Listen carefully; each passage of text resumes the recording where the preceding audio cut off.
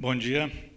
Bom, o Jamil já falou, sou cientista político, mas, na verdade, a minha ligação com política e políticas públicas, costumo brincar que vem desde antes de eu nascer, não porque eu seja de uma família de políticos, longe disso, mas eu sou fruto de uma política governamental do regime militar, infelizmente, mas minha família, meus avós, meus pais são gaúchos, e na década de 70, como milhares de outros gaúchos, foram para o Mato Grosso, fruto de uma política governamental, para desbravar o Mato Grosso. Eu nasci lá, então, nesse contexto, e aí, por uma outra feliz coincidência, quando eu era pequeno, nós éramos vizinhos, lá no Mato Grosso, do primeiro senador negro da história do Brasil, foi o Valdão Varjão, era um senador biônico da Arena, e o Tancredo Neves, na corrida à presidência pelo colégio eleitoral, era mais um voto, foi lá na minha cidade, e eu lembro, acho que foi coisa do meu pai, eu tinha uns 8, 9 anos, me colocou lá dentro da sala onde estava o Tancredo, lembro vividamente disso, eu era um cotoco de gente, mas a impressão que eu tive é que ele era baixinho, você vê, então acho que ele era mesmo. Mas logo depois a morte do Tancredo, etc., causou aquela comoção. Eu, muito criança, acho que o vírus da política me pegou mesmo ali, o que me levou a fazer ciência política em Brasília, a atuar na área de relações governamentais, sempre atuei nessa área quando trabalhei em empresas, participei de duas campanhas presidenciais, apoiando a Marina Silva, em 2010 e 2014. Em 2013, fundei a Cause, que é a primeira consultoria em advocacy e gestão de causas públicas no Brasil, causas ligadas a desenvolvimento sustentável, direitos humanos e democracia, e é por isso que eu estou aqui hoje para compartilhar com vocês um estudo que a Cause fez a pedido do Instituto Arapiaú, que aliás é um dos patrocinadores desse evento, e da Open Society Foundations.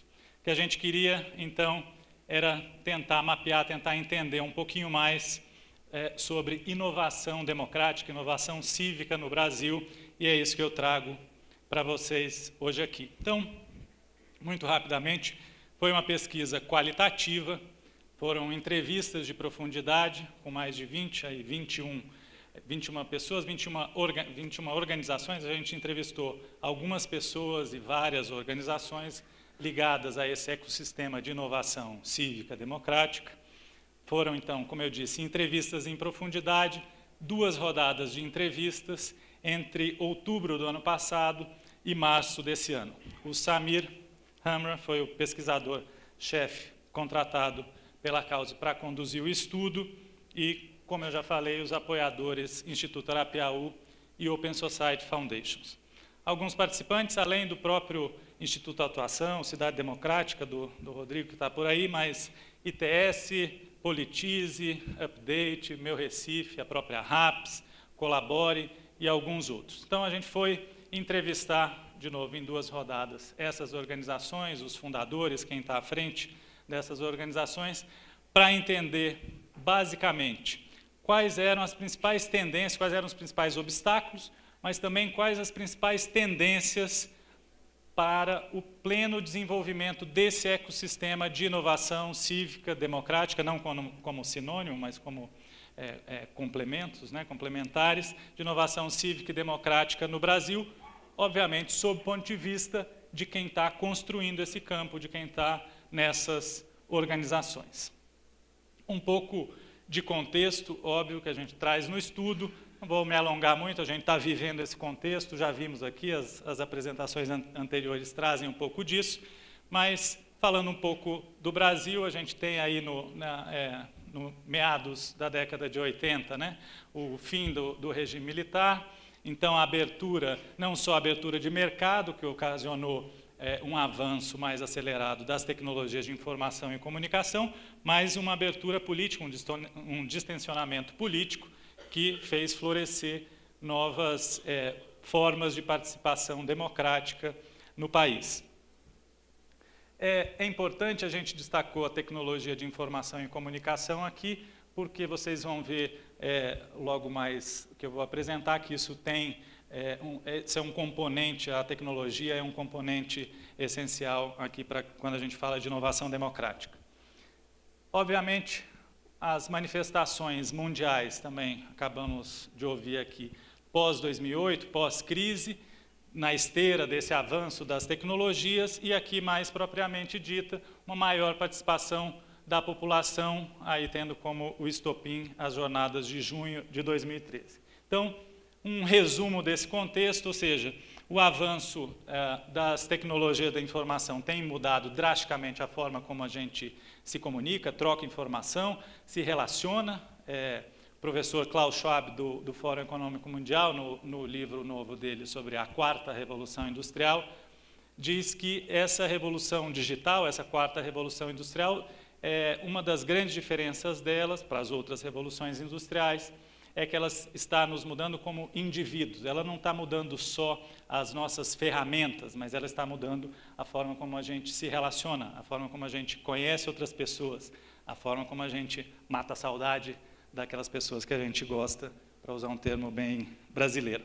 Então, obviamente, todas essas alterações iriam chegar em algum momento, e já chegaram, como a gente pode perceber, no campo da esfera de participação cívica, participação democrática, e tem levado, então, os cidadãos, por estarem mais informados, terem mais acesso à informação, etc., a perceber uma nova relação entre eles, cidadãos, e os seus representantes, os governos, de novo, como a gente já viu aqui também.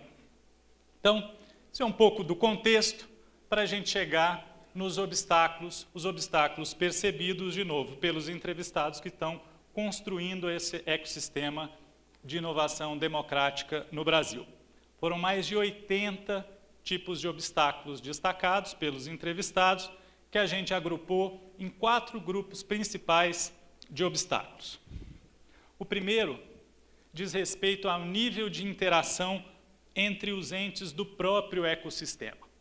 Então, os entrevistados percebem uma baixa interação entre os membros, entre os atores do ecossistema. Mapeamentos como este, como do Cidade Democrática ou como do Update, ainda iniciais, não são corriqueiros, então o que mostra aí mais um obstáculo percebido, e a falta de coordenação entre os financiadores do campo é visto como um dos principais obstáculos também aí nesse grupo de nível de interação do próprio ecossistema. O próximo grupo de obstáculos diz respeito ao nível de participação democrática do cidadão, e aí a pesquisa do Instituto Atuação com a Economist já destaca bastante isso, não preciso reforçar, mas é percebido por todos os entrevistados um baixo nível de engajamento dos cidadãos, do cidadão brasileiro nas questões comunitárias, um debate muito ideologizado e não voltado a resultados, voltado muito sempre a processo e tal. Isso tem sido visto como um obstáculo para os entrevistados. Por fim, os outros 2 grupos de obstáculos têm a ver, o primeiro com interação com o governo, com governos de uma maneira geral, ou seja, a falta de uma porta de entrada, digamos assim, da inovação que está sendo gestada na sociedade para os governos. Primeiro, não há essa porta de entrada. Tem uma rigidez muito grande nas questões burocráticas, etc., de acesso a crédito para o florescimento desse ecossistema. E, por fim, também há aquela notória e conhecida resistência do poder instituído em aceitar a inovação, principalmente quando diz respeito a questões políticas. E, por fim, o 4º grupo de obstáculos destacado foi uma percepção sobre tecnologia e inovação, uma certa percepção equivocada, digamos assim, que os entrevistados destacam. Primeiro ponto, que a inovação não é valorizada, ou é pouco valorizada pela sociedade brasileira, a gente vê isso em vários outros estudos, e a desigualdade, não só econômica, mas que leva à desigualdade tecnológica também, e o que acarreta, obviamente, no cidadão, uma percepção, às vezes, equivocada no poder da tecnologia ou na tecnologia para gerar melhores políticas públicas. Esses são os 4 grupos de obstáculos. Se a gente olha para as tendências identificadas na pesquisa, a gente encontrou 5 grupos de tendências bem marcadas segundo os entrevistados. E, obviamente, as tendências estão ligadas com uma visão até otimista de quem está construindo o campo, estão ligadas àqueles obstáculos. Então, vocês vão ver que, eventualmente, as tendências são respostas àqueles obstáculos ou são uma continuidade. Então, a primeira, aumento da participação do cidadão, em que pese a ciência de que o cidadão brasileiro se engaja pouco, se envolve pouco nas questões democráticas, nas questões comunitárias, há uma percepção dos entrevistados de um aumento dessa participação.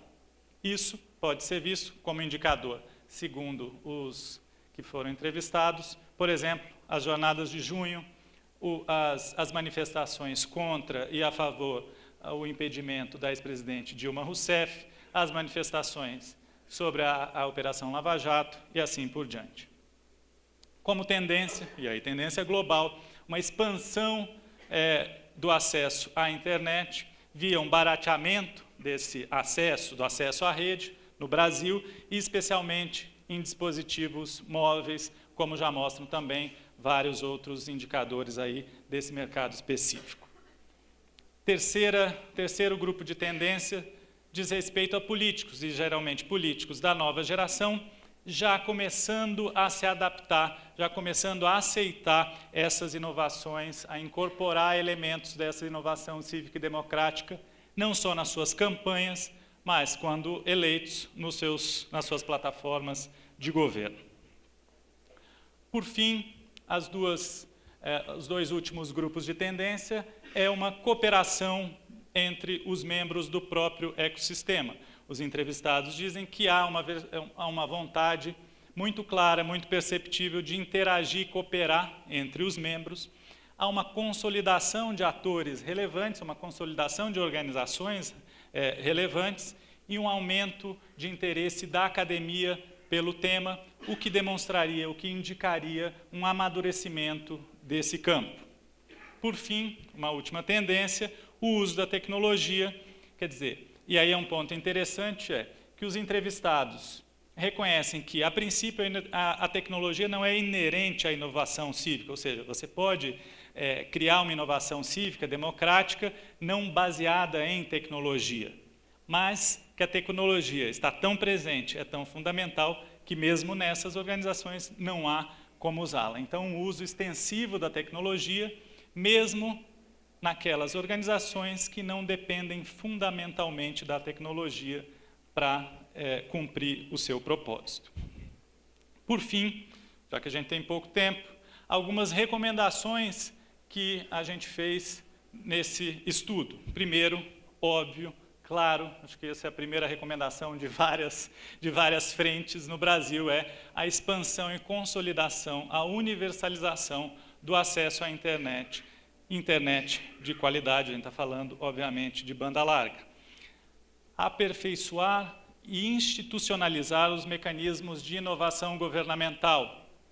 De novo, criar essa porta de entrada da inovação nos governos. Como os governos podem, institucionalmente, se valer, aproveitar, captar essa inovação que está nascendo na sociedade para dentro dos governos. É preciso criar essa porta institucional de entrada. Aproveitar melhor as redes sociais. É senso comum entre os entrevistados que as suas próprias organizações ainda não aproveitam a total potência das redes sociais para alavancar os seus próprios movimentos. Então, um aprofundamento e um aproveitamento melhor das próprias organizações das redes sociais. Outra recomendação, investir em hubs, em pontos de encontro desse ecossistema.